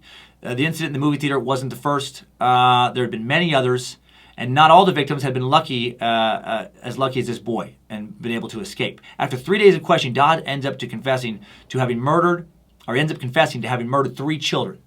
Armed with a search warrant, police search Dodd's room in the town of Vancouver, Washington. Inside, they find photographs of one of the murdered children and the boy's underwear. Nearby is a homemade torture rack and a diary containing a meticulous record of his murder. And Dodd's arrest, criminal history, and subsequent insights into the mind of this violent pedophile lead legislators to push through legislation that would lead to Pedophile Island. Wesley Allen Dodd grew up in Washington in a somewhat troubled home. He was a shy kid who had a dark sexual compulsion to expose himself to other children. This guy is like the poster child for high-risk offenders. He began acting on his compulsion to expose himself to other children when he was just 13.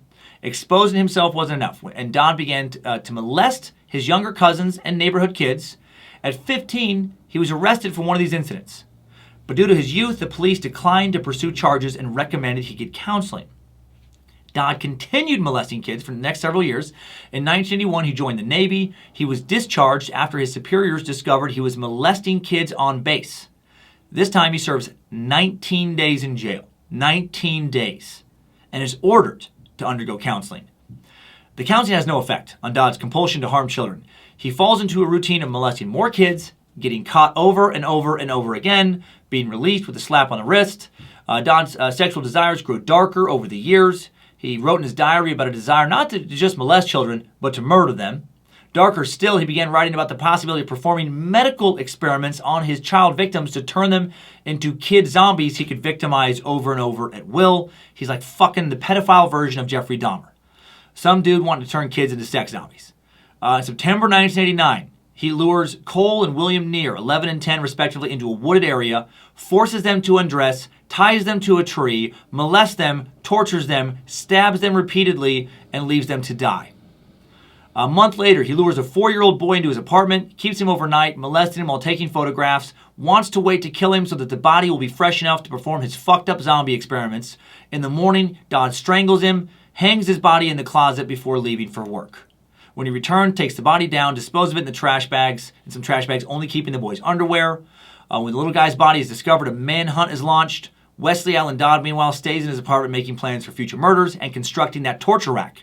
The torture rack where he was going to torture his next victim, which would have been that kid from the movie theater if people hadn't intervened. And while this next part has nothing to do really with today's story, I found it too interesting not to share about Dodd. Less than 4 years after confessing to these murders, Dodd was executed. I guess this will have something to do with today's story. I'll tie this in later. He refuses to appeal his case, and he asks for capital punishment. He insists that he is uncontrollable and that he will kill again, stating in one court brief, "I must be executed before I have an opportunity to escape or kill someone else. If I do escape, I promise you, I will kill and rape again, and I will enjoy every minute of it." That's what he says in court. He also says in some interviews that death would give him relief from guilt he has over the murders. During his trial, he actually writes a pamphlet for parents on how parents can protect children from child molesters such as himself. He also chooses to be hanged because that's how his final victim died. His hanging was the first use of that method for an execution in the U.S. in almost 30 years. So clearly this guy felt a strong, uncontrollable compulsion to sexually abuse, hurt, and kill kids for his own sexual pleasure. He knew he was very, very sick. He would have volunteered, I'm sure, to be put on this island. The public outcry that follows these crimes eventually leads to then-Governor Booth Gardner to sign the Community Protection Act of 1990. And we're going to talk about this act right after a word from today's final sponsor. Timesuck is brought to you today by Lisa. Seriously, they didn't know either, by the way. Love Lisa. They didn't know what today's topic was going to be either. For fuck's sake! Today's Pedophile Island Timesuck is brought to you by both an erectile dysfunction ad and a mattress ad. 2 things pedophiles should stay away from: boners and beds. Just re-emphasizing, Lisa didn't know. Great sponsor. They've been amazing at Timesuck. Timesuck is brought to you today by Lisa. Everybody has the right to rest, except maybe the subjects of today's suck. The key to getting your rest, your best rest, is the right mattress. Meet Lisa with 2 awesome mattresses plus accessories and bases for better, deeper rest. They've been upgrading. The all-foam Lisa mattress is new and improved. It was already great. Now it's new and improved, featuring cooling LSA 200 foam for enhanced pressure relief for side sleepers. Or rest on their Sapira hybrid mattress, the perfect combination of foam and spring for pressure relief and edge-to-edge support. Lisa's mission is to provide a better night's sleep for everybody. And from day one, Lisa set out to create a company with heart, and they have done so. That's why they donate 1 mattress, as you know, for every 10 they sell to organizations that work in causes like foster care prevention. I didn't know before today that was a specific charity they worked with or organization they worked with. Fantastic. The more I learn about Lisa, the more I love them. They keep getting better. To date, they've donated more than 32,000 mattresses through more than 1,000 nonprofit organizations. Lindsay and I love Lisa. We love our Lisa mattress. We love to sink in, but not so much it can't bounce out in the morning. I love their memory foam. They don't overdo it. They don't underdo it. It's like the Goldilocks third bowl of porridge. It's Goldilocks mattress. It's just right. Not too soft, not too hard. And Lisa's having a sale you want to get in on. Don't miss Lisa's President's Day sale. Get 15% off today, right? Get 15% off any mattress for a limited time at lisa.com/timesuck. Use promo code timesuck. That's LEESA.com/timesuck. Promo code timesuck. Link in the episode description. Lisa sponsor button on the Timesuck website and app takes you straight to the deal. Mattress and erectile dysfunction. I did not put that together until right before the show, and it is darkly hilarious to me. Okay, Back to Washington State's Community Protection Act of 1990. The controversial act was a package of laws aimed at sex offenders, including tougher sentences, a sex offender registration, and the creation of a procedure that allowed authorities to indefinitely lock up sex offenders when a court believes them to be a continued threat to the community. The task force focused its attention on remedying the powerlessness that state officials faced in 1987 when Schreiner was released. Every proposal for reform was tested against this key question. Would it offer the state the necessary power to contain someone like Schreiner, who had reached the end of their maximum criminal sentence and yet clearly posed extreme risk to the public? The task force solution enacted by the legislature addressed a small group of sex offenders called sexually violent predators. Individuals in this category were defined as those who have been convicted of or charged with a crime of sexual violence and suffer from a mental abnormality or personality disorder which makes the person likely to engage in predatory acts of sexual violence, which includes pedophilia. The law authorizes prosecutors or the Attorney General to initiate civil proceedings for a person whose sentence for a sexual violent offense has expired or is about to expire, and that person, 1, has been convicted of a sexually violent crime and is nearing the end of their criminal sentence. 2, has committed a sexually violent offense as a juvenile and is about to be released. 3, has been charged with a violent sexual offense but has been determined to be incompetent to stand trial. Or 4, has been found not guilty of a sex offense by reason of insanity. So if they fulfill any of those criteria, they can be sent to this civil commitment center. Since the passage of this act, 19 other states have enacted similar civil commitment laws. There are now more than 5,200 people civilly committed in the U.S., according to a 2017 survey of 20 civil commitment centers. About half of the states with such laws allow the commitment of individuals who offended as juveniles. Many of these committed are diagnosed with some sort of paraphilia. And out of all these centers, Washington's Civil Commitment Center, Pedophile Island, is unique because it's the only one on an island dedicated to housing only sex offenders and also the first of its kind. And all of these centers have been and continue to be controversial. Basically just centering around, is it okay to continue to hold someone in what essentially is a prison after their prison sentence has been completed for any circumstance? What if we had some test to see if someone was going to probably murder again in a non-sexual way? Or probably going to rob a bank, or probably going to deal drugs? Would it be acceptable to have similar detainment centers for any other area of criminality? Is allowing these civil commitment centers to do what they do, creating a slippery slope to detain other people past their sentences? Are we getting into weird, 1984 Orwellian territory here? There have been a number of constitutional challenges to these centers, typically involving due process. post facto double jeopardy clauses. Legal questions have been raised regarding the civil commitment of sexually violent predators or those of similar designations. And the U.S. Supreme Court has upheld the constitutionality of these centers every time so far. There's been 3 major cases so far, and every time they're like, nope, it stays.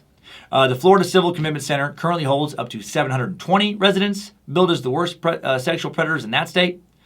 But the committee who decides whether or not to continue to detain these inmates has a slight conflict of interest in its hands. It's a private treatment center. The commitment center is ran by For Correct Care Recovery Solutions, a spin-off company of the GEO Group, one of the nation's largest private prison contractors, and it's the source of over $270 million in revenue. So that I don't love that. I don't love the privatization of this. I mean, again, if any group of inmates other than high-risk pedophiles were being detained, would we be okay with the private company holding these prisoners indefinitely for profit? I mean, doesn't that slightly fuck with a citizen's constitutional rights? Isn't that scary territory to walk into? Well, 20 states have laws that allow for the involuntary and indefinite civil commitment of sexually violent predators. Only Florida has turned the operation so far into a private for-profit, or turned the operation of its commitment center over into the hands of a for-profit private contractor. Moreover, Florida involuntarily commits more people than any other state. California ranks second. A new law that increases the pool of offenders Florida can consider for civil commitment will likely increase the number of residents even further.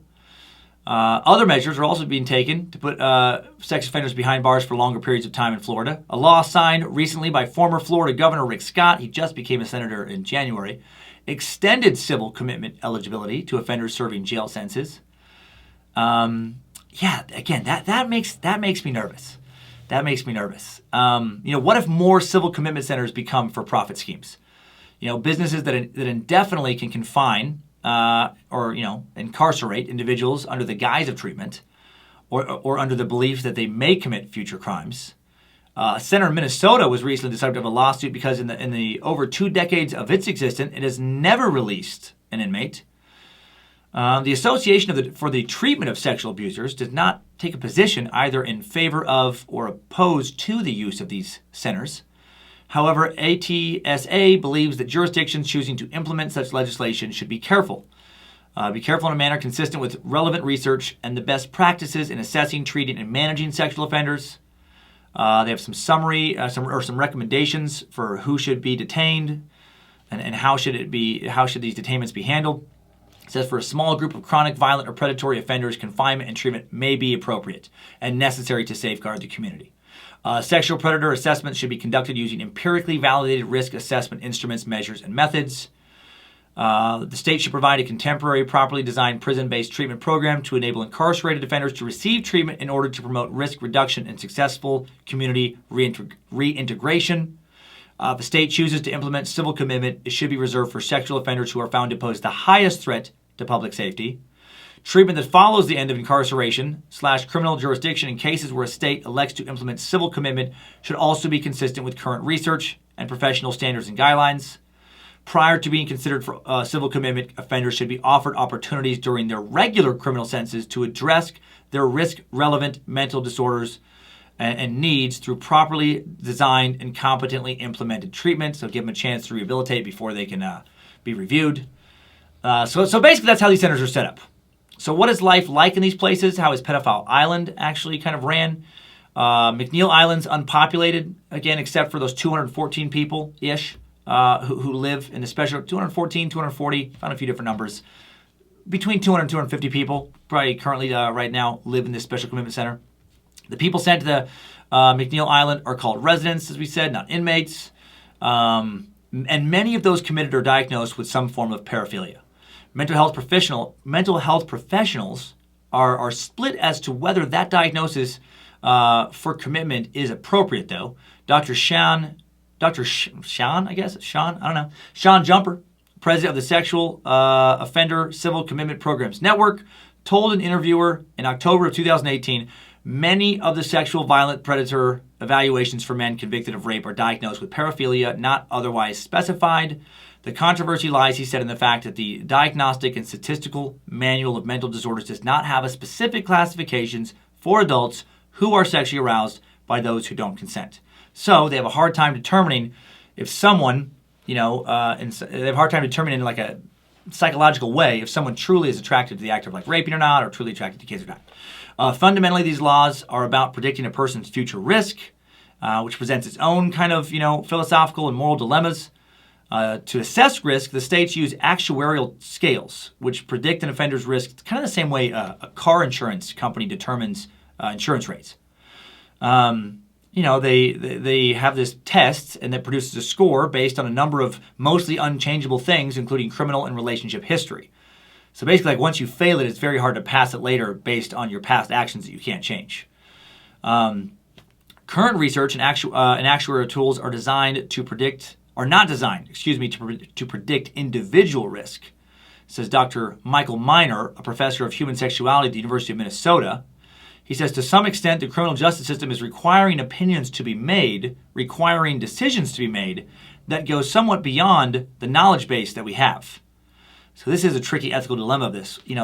There isn't enough information to really, truly figure out if it's impossible to cure these people, and to truly determine if, there is some better way to deal with this problem. Miner says that aside from the problems with risk assessment, he questions the entire civil commitment process. He says, you either have a mental defect that makes it unlikely that you can control your behavior, and therefore you're not guilty by reason of insanity, or you're responsible for your behavior. It seems to me that a more honest system would at the front end say, we think you're a bad guy, and we're not going to let you out. We're going to give you a life sentence. I'm not advocating for life sentences for sex offenders, but that seems like a more honest approach. I like that thought. I mean, at the very least, repeat sexual offenders should be maybe given life. If you mess up once, maybe you were falsely accused or something, but twice, I highly doubt you were that unlucky. And maybe some, certain sexual offense crimes should just be one and done crimes. In therapy on Pedophile Island, offenders are encouraged to disclose all of their sexual deviance to help them understand the scope of their problem. Clinicians then target the factors that make them vulnerable to reoffend. But then these things can be brought up later. Like, sorry. I'm skipping ahead here. I was thinking about, bouncing my notes. I'll get to that in a second. They're encouraged to bring up all of their, problems in the past and reasons why they may reoffend. And then the goal is to mitigate risk by modifying the thoughts and emotions, regarding these problem issues. Dr. Elena Lopez, Chief of Resident Treatment at the SCC, says, we focus on what we can change. It's different for every person. They might have their own internal personal handles that keep them from progressing, personality traits, motivation, acute medical conditions, stressors, etc. All civil commitment centers offer treatment, but participation isn't mandatory. On McNeil Island, about 62% of the residents participate in treatment, which is weird to me. So what? So 38% are just resigned to just staying there forever. Once someone is labeled a sexually violent predator and committed to a civil commitment center, very difficult for them to get released. They have the right to an annual review, in which the court goes over their history and treatment progress and considers release. They have a yearly evaluation by a forensic team, which reviews documents, interviews offenders, clinicians, and collects results from a polygraph and penile plethysmography. A tool designed to measure sexual arousal. I thought I had a handle on it when I read it. But there's this tool, basically a little band put around your wing, and it's like a blood pump or blood pressure pump, reader for your wing, right? It just finds out how hard you're getting. What a weird job somebody has. Somebody's job right now is to show a perv pictures of kids and find out how hard that makes their dick. Right? What a fun. I always think about the weird job. I always think that the people who have to carry out these kind of things, right? There's somebody in a lab coat just being like, what about this kid? What if this kid was wearing a jumper? What if they were holding an ice cream cone? What if you were holding an ice cream cone that you were going to give to them? What if they were jumping rope while you held the ice cream cone? And then ding, ding, ding, like alarm goes off. Ho, back in your cell, Charlie. You're not getting off the island until jump ropes stop giving you half jumps. It's fucking crazy. That's somebody's job. Dr. Holly Coriel, Chief of Forensic Services at the SCC, said forensic evaluators are ultimately looking to answer 3 psycho-legal questions when determining if a resident is ready to leave. Does the person continue to meet the legal criteria for a sexually violent predator? Are less restrictive alternatives in the person's best interest? Can conditions be imposed that would adequately protect the community they're being released into? Forensic evaluators answer these questions in a recommendation that is then forwarded to the court, creating the opportunity for release hearings, but arguing that a sex offender should be released to the community, very uphill battle. The state gets to say at the beginning of trial, he is a sexually violent predator, Canary said. Getting the jury to be on board with the idea that he may not be violent anymore is very difficult, and then making it even harder to earn release, although offenders were encouraged to disclose everything in treatment. That's what I was thinking of earlier. Sorry, it popped in my head. It wasn't quite to the place where I should bring it up. But remember, they're encouraged to disclose every detail of their impulses in treatment, but then everything they say in treatment gets to be used as evidence in this trial to decide if they're going to be released or not. And so when people hear about all the things that they're fantasizing about, probably not going to let them out. Canary says when the jury hears this stuff, you have your client saying, well, sure, I'm at risk to reoffend. Kind of hard to have somebody put that in perspective and get the jurors on your side. So through the Washington court process, a civilly committed person can be released to less restrictive alternatives, which typically include outpatient treatment, tight restrictions, or they can be released without conditions. The number of people released nationally from these facilities, extremely low. On average, they each house about 260 people. Of the 16 states that provided release numbers to a 2017 survey of civil commitment centers, the average number of people released from a facility per year was 7. 5 states released an average of less than 1 person per year. The low number of people released from these facilities makes it hard to research the effectiveness of these laws and these facilities, because you don't know if the people they're housing would actually reoffend because they're never being let out. So are these treatment centers the right course of action when dealing with pedophiles? I have some thoughts that you may be able to guess that I'm going to share here soon. Before I share them, let's check in with today's idiots of the internet. Idiots of the internet. Okay, so for today's video, I found an April 2018 TEDx talk titled "Let's Be Mature About Pedophilia," and the speaker was Pat. I can't say it. The speaker was Pat Sajak. No, it was not.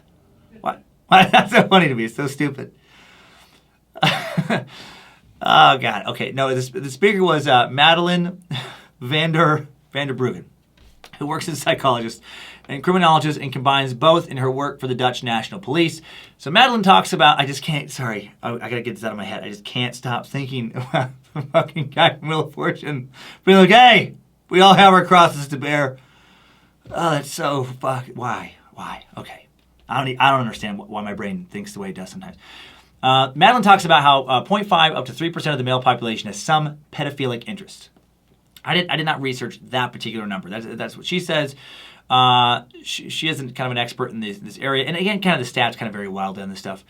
But she brings this up in her speech to say that basically probably everybody at least knows a person, whether they know it or not, that has some pedophilic interests. According to Madeline, most people don't act out on these interests because they know it's illegal. And although they never act out on it, they will also never be able to talk about it to anybody. But sometimes they do. And when they do, she says we shouldn't hate them or judge them and throw rocks, at offenders' houses. This is not going to solve this problem. We need to be able to talk about it. She asked that we be a mature society, agree that only when we are open about this topic will people be able to find the strength to come forward, and then we'll be able to do more research and help out society as a whole. And that's all from the gist of the written description for the video. From watching it, I feel like the thrust of Madeline's talk is that A, there are different kinds of sex offenders, which we've already talked about here today. B, research shows that many pedophiles did not choose to be attracted to kids, which we know. And C, we need to talk about what to do with them and not just immediately go to kill them all. Well, the internet does not agree. Almost 180,000 total views for her talk, and from a TEDx talk, I don't think I've ever seen this thumbs up, thumbs down ratio.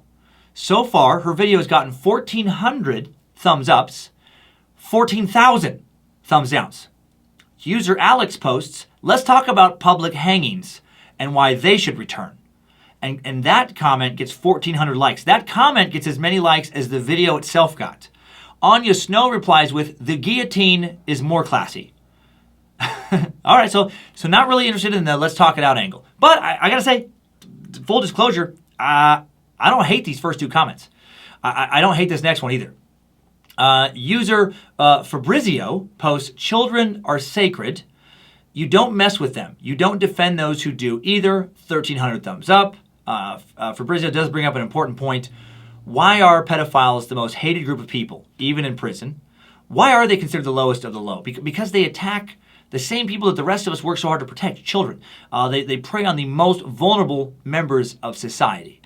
Gordon M. posts, let's legalize murder too. 1,800 upvotes, more than the actual video. This topic, sending the comment section to a violent feeding frenzy, which I get. It gets my blood boiling as well. Fucking, I can't even read some of these names because they're not real words. People's YouTube handles are just fucking made up nonsense half the time. Some nonsense word posts. Comment section gives me hope for the future. 1,800 likes. Okay, so far, in my opinion, so far so good. At this point, starting to think that I guess I'm the idiot of the internet this week because I do agree to some level with everything that I've seen posted so far, and agreeing with a lot of comments in a YouTube video thread is typically not a good thing from what I've seen. But then Mountain Hair jumps the shark, taking this all needlessly into Conspiracyville, like people on the web seem to love to do, posting, this is the end of the quote-unquote rainbow. Many of us predicted the diversity equality agenda was a tiptoe approach to legitimizing the abuse of innocent children. We see the agenda. It will be resisted. What the fuck are you talking about? I get it. Equal opportunity. Okay. Day number 1, I gotta hire a minority. Okay. Day number 2, I can't hate homosexuals indiscriminately. Day number 3, everyone's fucking my kids. Like, what are you talking about? It's all part of the Illuminati's plan. They desperately want to fuck kids. And the best way to do that is to normalize pedophilia, right? Which is not what Madeline is talking about in her talk, by the way. She's asking society to think about this issue more, work on finding the best solution, and then this user's like, I see what you're doing. Okay, all right. I can never hire you for a babysitter, you son of a bitch. User Nick Rodriguez furthers this line of thought, as a lot of other people did in this thread. He posts, this is what the Clintons have been waiting for God's sake. Like Bill Clinton's at home watching this video and just furiously beating off. Just, yes, it's almost here, Hillary.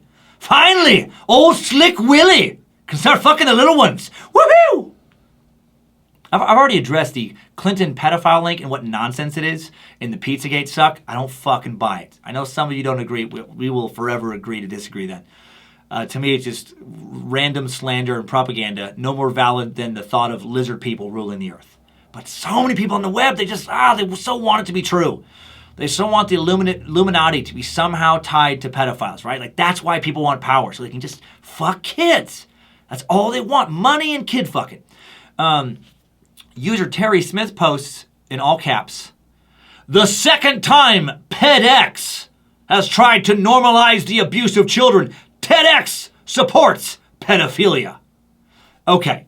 Now, I know a lot of you know that I recently did a TEDx, so I do have some insight into this. And I wish I could say something different. This actually is true. My TEDx will be on YouTube in a few months. Before I did it, they did ask me if I would help, quote, normalize the fucking of kids. And I said, yeah, of course, I get it. It's TEDx. The topic of my initial TEDx talk was my sexy summer as an ice cream truck driver / erotic child photographer. And I didn't even get to do that topic because it had been done so many times already. So I had to change it to a talk titled Secrets, How to Get the Sexiest Kids to Keep Them. So fucked up. And the TEDx people were like, 2 boners up. We love it. Actually, 2 TEDx dudes came out, no clothes. They don't wear clothes in the meetings. And just like, did a like, swing, like flipped their boners up. And we're like, papa, love it. That's how they pick, actually. If you get 2 boners up, then you get your topic. No, it's fucking, of course it's not true. TEDx is not into pedophilia. What they're into is discussion. Let's talk about complicated issues, not just be like, fucking, I see what you're doing, Illuminati. Let's talk about complicated issues like what to do with sex offenders. My TEDx guide, if you guide, I guess, or mentor, if you will, wonderful man named Eric, and he told me that my talk shouldn't be about providing answers, right? Don't tell people what to think. Just get them to think about an interesting issue, hopefully in a new way.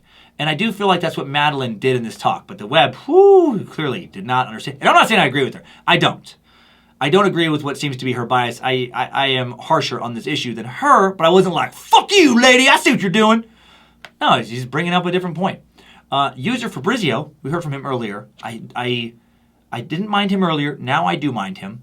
Because now he posts, when people talked about how normalization of homosexuality was a gateway to this sort of thing, they were accused of being paranoid. And here we are. This old lie, man, it's fucking, will this one ever go away? This old homophobic, hate-mongering, nonsensical lie.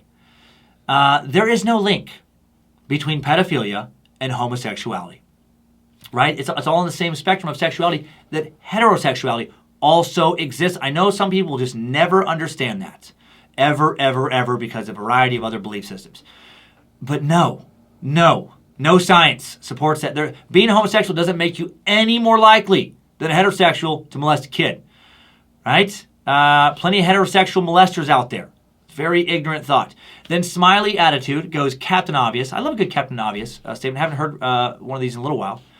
And Smiley Attitude posts, yeah, if they're going to offend, then they should be locked far away from children. Fucking good thought. Smiley Attitude. Great. Nice to have you at the meeting. Thanks for showing up at work today. If people are going to try and murder other people, they should not be allowed to do that. I'm out. Contributed my thought for the day. Good one. And finally, user Vestigo posts, why does this have to show up in the comments so often? Under this video, user Vestigo posts, why is it always, all caps, Jews pushing for this? What are you talking about? She never mentioned anything about the Jewish people. Never mentioned that she was Jewish. You don't even know that she is Jewish. She might be. Fucking who cares? Since when has that been a big Jewish agenda? Since when have the Jewish people even had a fucking, collective agenda? Right? Other than to maybe, have a country to live in. But really? To molest kids? It just feels like when it comes to the dumbest people on the internet, it's like if they're too dumb to think of anything relevant to post, they just post something like this shit. Something about, just like homophobic or something about the Illuminati or the Jewish people, right? If they're stumped, I don't even fucking understand what the word she's using. God, but I want to post something. I gotta put something. I'm on the computer all day. I gotta get something on there. Oh, I get it. I see what you're doing, Jews. The fuck? This comment gets likes. This comment got 102 likes. Got 0 dislikes. Well, no, not true. It got 1 dislike because I disliked it.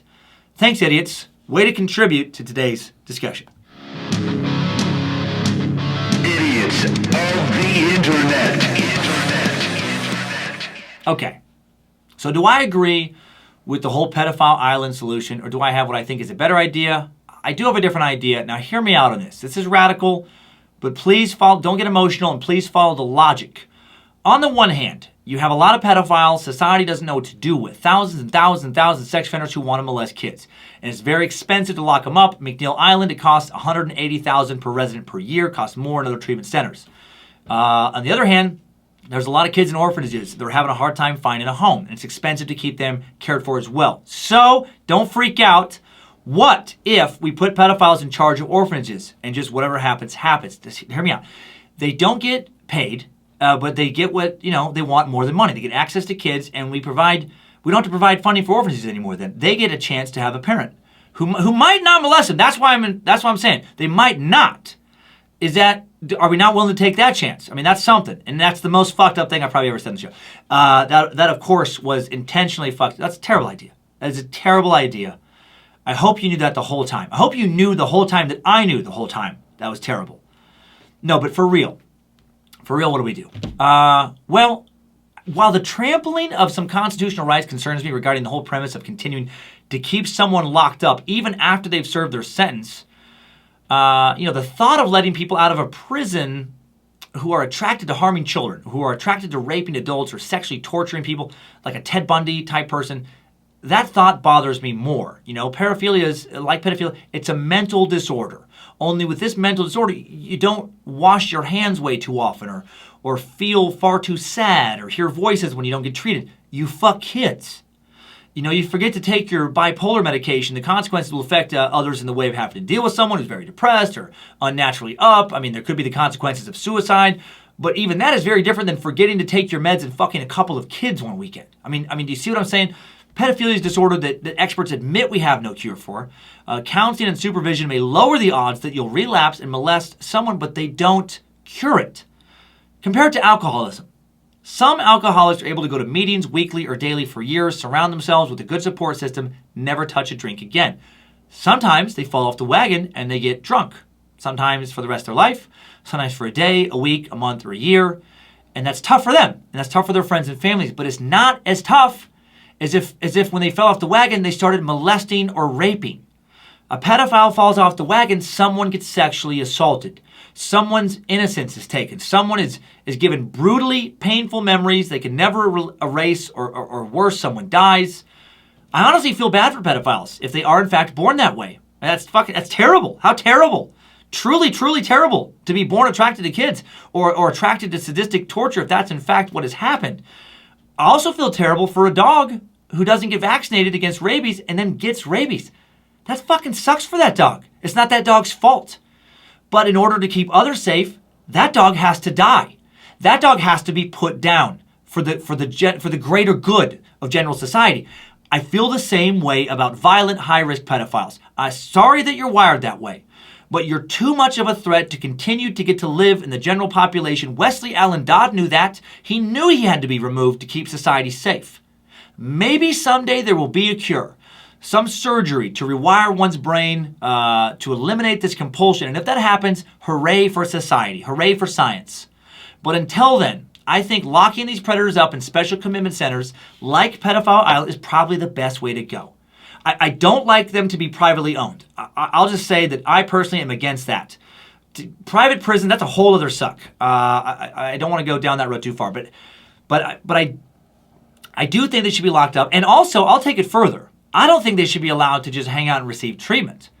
I think they should have to work.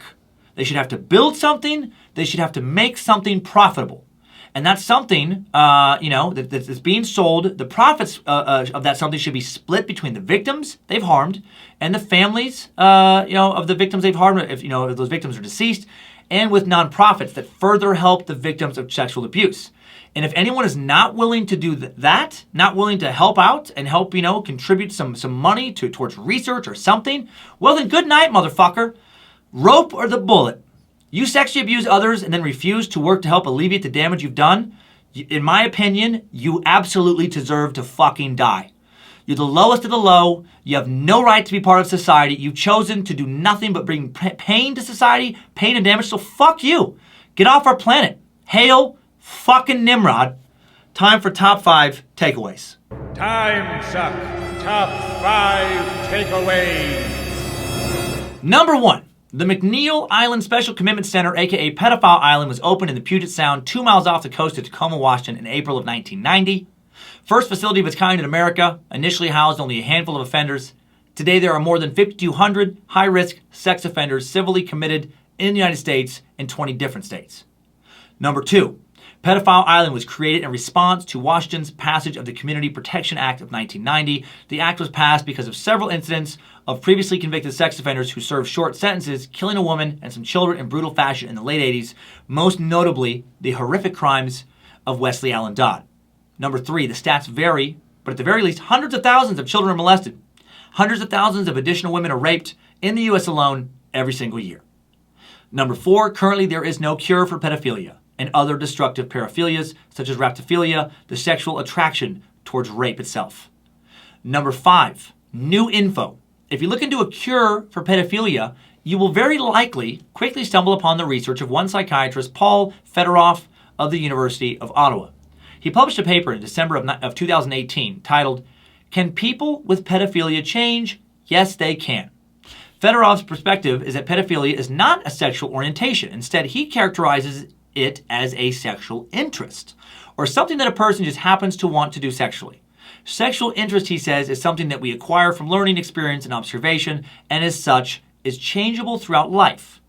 Fedoroff actually goes as far to say that there is no evidence to suggest that sexual interest is different in terms of changeability compared to, for example, interest in vegetarianism or kale or oysters. In other words, in his view, just as you can continually learn new food preferences, you can learn new sexual preferences, you know?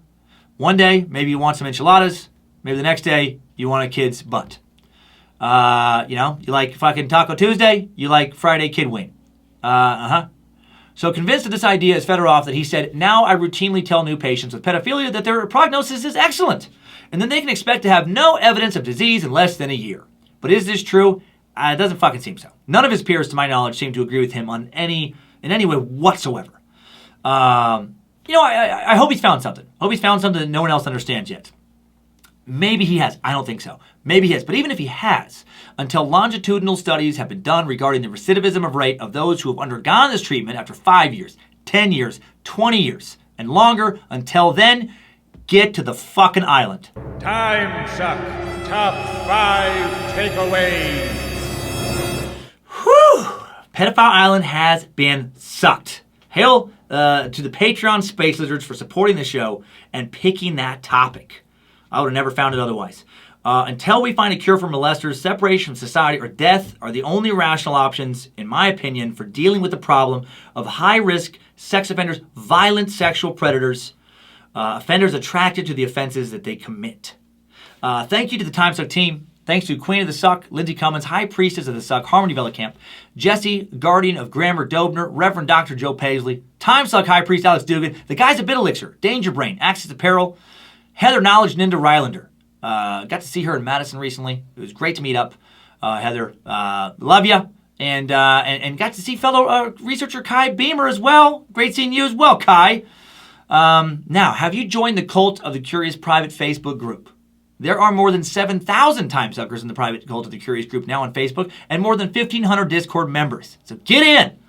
Link to the Discord chat room, messaging app right in the Timesuck app. Link to the private Facebook group and the Discord channel in today's episode description, as it has been for a while now.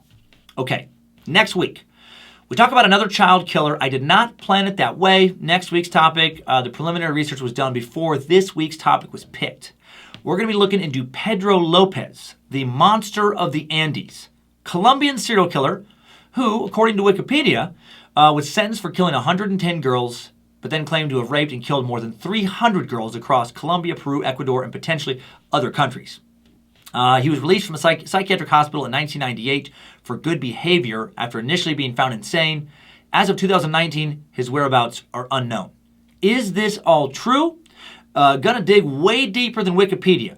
Find out a lot more about this piece of shit. Find out what's real, what's not on next Monday's show. Hope you enjoy that. Hope you enjoy Timesucker updates right now. Updates? Get your Timesucker updates. Okay, first update comes in from Jesse Stinton. This is from The Plague. Talking about whistle pigs, right? I didn't know what whistle pigs were. And numerous Timesuckers, a lot of Timesuckers actually, sent in this, letting me know that whistle pigs are groundhogs. Jesse said, I've only heard them call that in South Idaho. I've heard other people, or I've gotten messages from other people in the Midwest. So now we know what a whistle pig is. It's a groundhog, which is not as fun. And there's a little pig out there in the woods, just like, just a little fucking pig walking around. Maybe a little stick on its shoulder, a little handkerchief tied around like a little hobo walking down some tracks. Okay. Now another message coming in regarding the Black Panther suck. This comes in from Timesucker Sierra Emmett. Sierra says, God damn it, Master Sucker, follower of Nimrod and coward to Lucifina. I'm listening to the Black Panther suck, and I'm in your opening comments, you said, Happy Black History Month to your to your melatonin-enhanced friends. The word you're looking for is melanin. Damn it. Melatonin is associated with sleep. Melanin is the chemical that determines skin shade. Sorry for busting your ass. I am as well just a white meat sack, but it's important to know the difference. Keep on saying it is important. I got a lot of messages about that, as I should have. Melanin, not melatonin. Those words are pretty close. But yeah, very different meanings. So thank you for that. Another Black Panther message coming in from Timesucker Tiffany. Tiffany says, Good morning, Suck Master Cummins. First, let me say you did a hell of a job sucking on the Black Panthers. This melanated meat sack was very elated at your unbiased presentation. I must say I was a little hesitant as to how they were going to be portrayed since a lot of our history has been whitewashed and watered down. Damn it, by the power of Bojangles, you fucking did it. I just have one correction to the story. It may be minor, but to me it's very significant. Yes, and many people wrote about this as well. As you were telling the story of Malcolm X, you stated his father was Marcus Garvey. This is incorrect. Although the story of how his father was killed was correct, his father's name was Earl Little. Marcus Garvey was a political activist and leader from Jamaica. Again, I know it's just a minor part of the story. Just thought you should know. Thank you for taking the time to read my email. Continue to suck on. Hail Lucifina. Hail Bojangles. And then also Black Power in my hillbilly voice. Your loyal Timesucker listener, Tiffany from Arizona. Yeah, I do love the white hillbilly going, black power. Black power. Black power. Black power. Couple mistakes. Thanks for sending those in. Black Panther episode insight from law enforcement sucker, James Pitt, who writes in, hey Dan, look, you know I'm a white guy in law enforcement, and frankly I'll save you the I'm not racist and here are some facts, blah, blah, blah. I just want to ask you and possibly other space lizards, what will break the fucking cycle of this madness? It seems like both sides are fighting against one another for the sins of their fathers.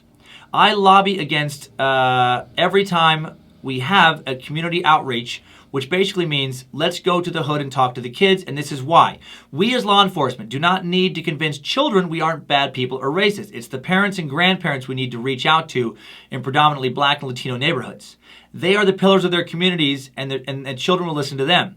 The parents and elders of these communities aren't the ones being arrested on a nightly basis and then resist and fight with us every single fucking night, whom are predisposed to fearing and hating us. It is almost always men under 30. This is the part where I rant for white people, so you can skip this till you see it keep on sucking. Okay. Well, yeah, you know what? I feel like you said some really good things here, though. The media does not help this because they love to report white cop, black suspect stories, and television movies has made it an encouraged ideal to make sly comments about white people. Yesterday, I am watching one of my favorite movies. Ironically, it's Marvel's Black Panther, and the Black Panther's sister makes the comment, another broken white boy I gotta fix. I'm watching this, and I don't get angry, but I cannot help but think, what was the point of that comment?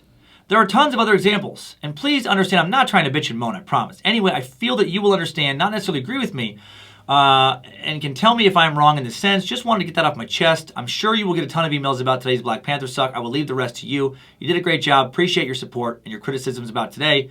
Keep on sucking and hail Nimrod. And then I asked him if I could share his email, and he said, yeah, you can share as much of it as you like, names at all. I want everyone of every type to succeed in life, and hope everyone I come in contact with, especially at work, exceeds me in success also. I tell everyone that is up for release, do better than me. Thanks for the reply and have a great... man, I love you, James. And you know what? No, I agree with you, man, on that stuff. It's just not helpful. It's not helpful when in the aim of creating more equality for one group, another group then becomes continually shit on, because then all you do is just continually perpetuate the cycle of this group gets to shit on this group, then that group gets mad, and then they eventually start shitting more on the group A, and then that group gets mad, and it's over and over and over and endlessly. Until, with racial equality, we just like, no, everybody should fucking succeed. Everybody. And then it shouldn't matter. That's what I argue for. I'm not real into, me personally, I make jokes about, Lindsay Polish history. I think heritage is cool, but when people go bonkers with it, and then it starts to feel to me like, okay, well, now I can't be close to you because you care so much about your heritage that it kind of puts this attitude off to me of like, and fuck everybody else's heritage. My heritage is the best. No. Team Meat Sack. Fuck, that's it. If you're a human, if you're a good person, if you're not a fucking pedophile, then I don't care what your skin color is. Another Black Panthers update from Timesucker Akiba Howard. She says, well, I've been listening, Akiba, I don't know. Okay. I don't know, actually. I'm not gonna throw gender onto this. I apologize. Just I don't know that. I'm not familiar with this name. That first name Akiba before. I like it, but I don't know. I have not met them in person. Akiba says, I've been listening for a while now. Many of your pods are great. Some are okay. That's fair. That is fair. But the one you did on the Panthers deserves recognition. You are a white man who lives in Idaho. Goodness knows you live in the heart of whiteness. I can't fight that. But despite that, this episode showed you get it, you understand. While you were off and on, that's understandable considering, well, you're a white guy. The point is, you said things need to be said, and for that, I thank you, and I salute you, sir. That's very nice, Keith. Thanks for taking the time to send that message. Another message about the Black Panthers from Jody Johns, who says, as a black meat sack, you did good on the Panthers. Keep nailing that shit, boo. Oh, that's so nice, Jody. You are very, very sweet. I appreciate that. An anonymous sucker sent in a message thanking the Suck for the support of law enforcement. This sucker wrote, I'm a civilian employee of the Virginia State Police and a faithful disciple of the Suck. I listen to every episode, even when I'm unsure if I'm interested in the topic. As it turns out, I always end up finding the subject interesting, and I always learn something. I was listening to the Black Panther Suck from February 11th, and my heart nearly stopped when you mentioned Trooper Lucas Dowell.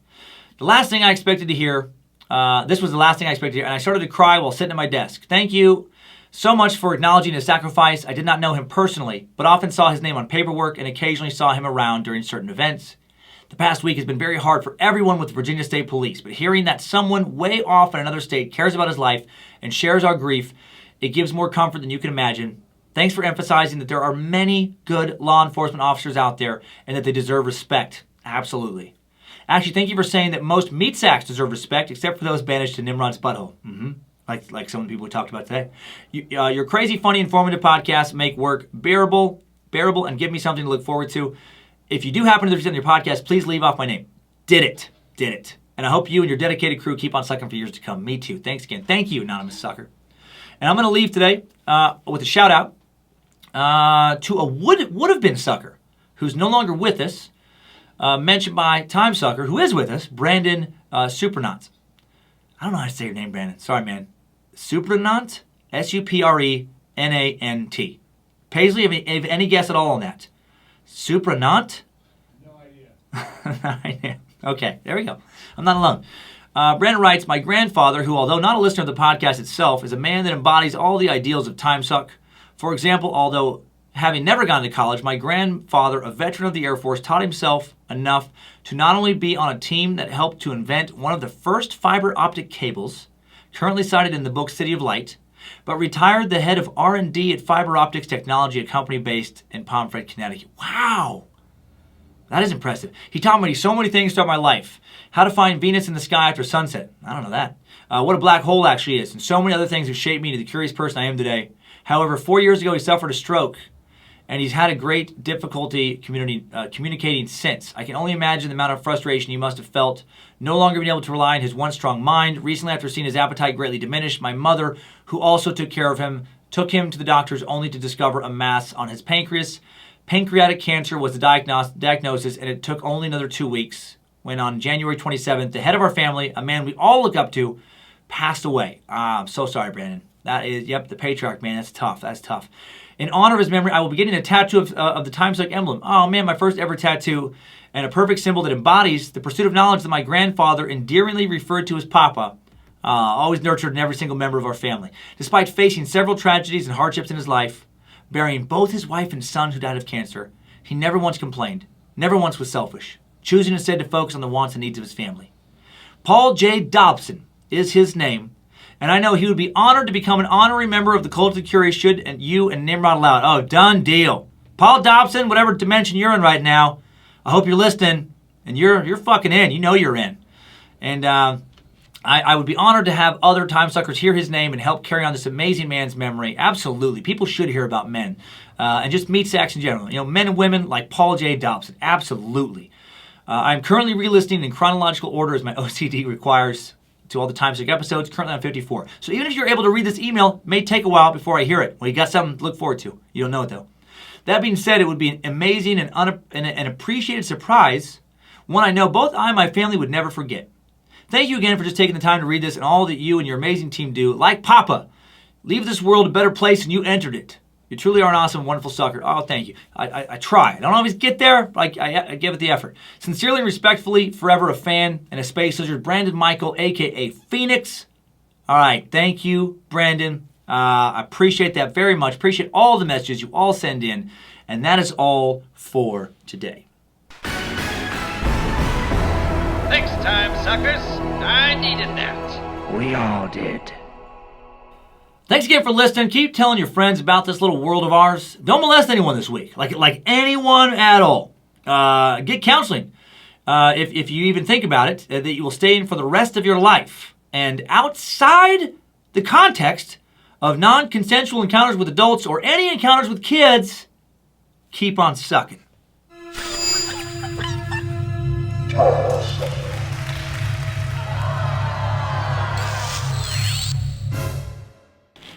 Pat Sajak, if you're listening for whatever reason at this point still on the YouTube, just know it was a silly joke. I just claimed it many times. You're a wonderful guy from everything I've read about. You and Vanna, you've been killing it for a long time, and I'm a fan. I'm a fan. I don't know why your name popped up in my head, and I don't know why it made me laugh. And so, obviously, I left it in the podcast, but on some level, I do apologize, and I hope you're having a great day, and I hope you have many more spins. Just keep spinning, dude. Keep spinning.